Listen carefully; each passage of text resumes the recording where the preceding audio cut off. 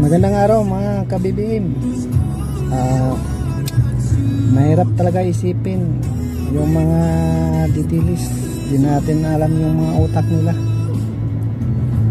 Pinatunayan talaga nila nga bungog sila at walang pag-iisip. Kahit marami ng balita tungkol ka Duterte, Kasara, sa mga katuwalian na kaban ng bayan, di pa rin nila maintindihan. Tsaka may tulad ni Kibuloy, patong-pasok na kaso. Kalahin mo naging idol pa rin nila yung Sara, na tinatanong mo saan ginastos yung pera ng bayan, kung saan napupunta, ay digma lang kasi siguro ubos na yung pera ng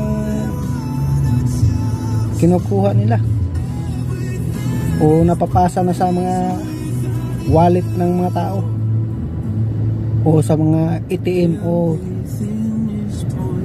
sa mga mga supporter nila nga magwiwilga o magrarally sa mahisog. Siguro yun ang ginastos nila sa pag-rally nila doon sa Davao. Siyempre mga bayaran yung iba doon, hindi nila maintindihan. Na lahat ng mga ka-BBM, support na lang. Sana malinawan na dapat yung mga didilis sa pag-iisip nila at hindi mo sila maintindihan.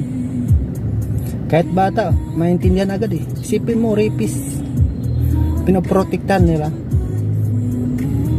at maging idol pa nila, idolo nila. Diyos kong buhay ng mga didilis talaga.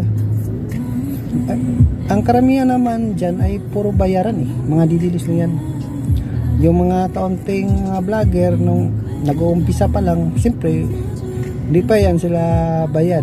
Pero yung mga big time na vlogger na katulad ni Banat Bay, yun mga bayaran yan eh. Katulad ni Marloka at si Kalbong Morales, kung saan basta na lang sumulpot nga di mo nalalaman, galing yata ito sa awan, bukid pa. Yun nga mga didilis, yun na lang. Sana maisip nyo, dapat nagsuporta na lang kayo sa presidente natin para hindi na magulo yung bansa natin. Wag na kayo makisali dun sa mga nakasuhan na at saka napatunayan na nanguha ng pera ng bayan. At ka-BBM, tayo focus lang, magtatrabaho tayo. Tulad ko ngayon, nagtatrabaho ko, nakibiyahe na lang para may pangbili ng bigas. Huwag tayo maghintay sa 20 pesos na kilo na bigas, kasi naturally talaga maging 20 pesos ang kilo ng bigas. Sino pa magtatanim ng palay kung tag 20 pesos na lang ang kilo ng bigas? Sino pa gusto mag-uma dyan? Sino pa mag-asinda ng palayan sa buong bansa natin? Ano pang kakainin natin? Kasi wala nang magtatrabaho ng tag 20 ang kilo ng bigas. Wala nang magtatrabaho yan eh. Kasi sobrang, siyempre yung bibilin mong palay na tag ibig sabihin yung tipasi pa lang sa bigas, 5 piso na lang kilo. Sa buno pa lang talo ka na. Sa papatanim pa lang ng palay, talo ka na. Papatraktor pa lang, sa mga gamot pa lang. Di ba yun naisip ng mga didilis na yun? So ngayon, peace. Bati na tayo mga didilis ha. Di na tayo kalaban. Supportahan nyo na lang si BBM.